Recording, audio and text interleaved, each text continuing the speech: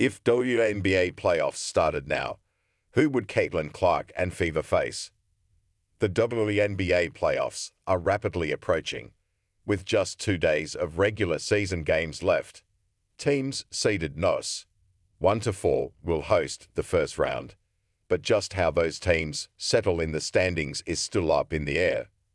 There are a few huge games left, including Tuesday's Minnesota-Connecticut Showdown. Also, on Tuesday, Chicago visits Atlanta, with those two teams, plus the Washington Mystics, scrapping for the 8th and final playoff spot. Even New York, currently no. 1 in the standings, could drop down, though the Liberty would have to lose to a couple teams, Washington and Atlanta, they should be able to handle. There's a lot still to be determined, but on Sunday, behind another record-breaking performance from Caitlin Clark, she scored a career high and set a single-season scoring record for WNBA rookies. The Indiana Fever clinched the 6th seed in the playoffs. Here, we take a look at Clark and Indiana's likely playoff opponent. WNBA playoff format. In the WNBA's playoff format, the 6th seed matches up with the 3rd seed in the first round. All first-round matchups are best-of-3 series, with the first 2 games being played at the home of the higher-seeded team. Game 3, if necessary, is played at the home of the lower-seeded team. This format means that lower-seeded playoff teams may not see the huge financial benefit from hosting a postseason game, and if they manage to steal a game on the road, it puts the higher-seeded team in the tough position of winning Game 3 in a hostile environment. If the playoffs started right now, no. 6 Indiana would be visiting. No. 3 Connecticut. An important caveat, the no. 3 seed is not set yet, so depending on what happens Tuesday and Thursday, things could shuffle. Minnesota, 29-9. Connecticut, 27-11. And Las Vegas, 25-13. Are all 2 games apart in the standings, so crazy stuff could still happen. The Sun wrap up the 2024 regular season by hosting Minnesota and Chicago. But for argument's sake, let's assume it's going to be Connecticut versus Indiana in the first round. How has Caitlin Clark played versus the Connecticut Sun this season? The Sun and Fever have met 4 times this year, with Connecticut holding a 3-1 edge. Here's how Clark played in each of those games. May 14. Connecticut 92, Indiana 71. Clark's stat line, 20 points, 5 of 15 shooting, including 4 of 11 from 3. 3 assists, 2 steals, 10 turnovers. May 20, Connecticut 88, Indiana 84.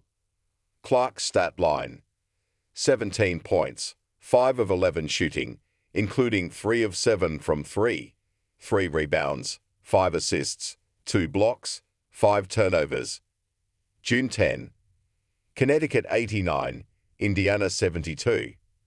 Clark's stat line, 10 points, 3 of 8 shooting, including 2 of 5 from 3, 2 assists, 1 steal, 3 turnovers. August 28, Indiana 84. Connecticut 80. Clark's stat line, 19 points, 7 of 17 shooting, including 3 of 12 from 3, 5 rebounds, 5 assists, 1 steal, 1 block, 7 turnovers. It's worth pointing out that Indiana's lone win over Connecticut this season came after the Olympic break, which has hugely benefited Clark and the Fever overall. Indiana has been one of the better teams since the WNBA resumed play in August, amassing a 9-4 record. Las Vegas is the only team Indiana did not beat this season. Caitlin Clark versus Dejanay Carrington. In the playoffs, just like the regular season, Clark is likely to be guarded by Connecticut's Dejanay Carrington, one of the best perimeter defenders in the league.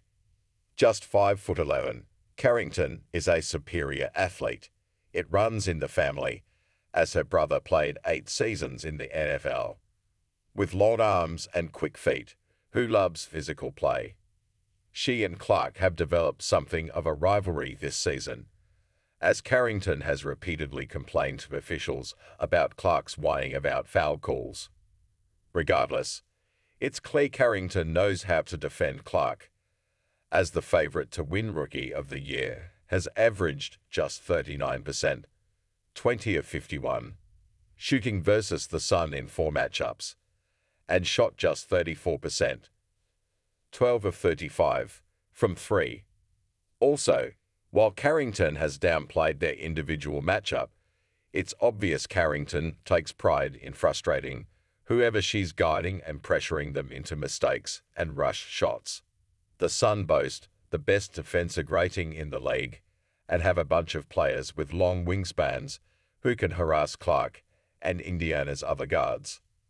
If Carrington isn't guarding Clark, it'll probably be either Dewana Bonner or Alyssa Thomas, 2 veterans who also love to make life tough for opposing guards. Bottom line, Indiana has been playing great since the Olympic break, especially with the increased production from off-guards Kelsey Mitchell and Lexi Pohl, but the Fever have their work cut out for them.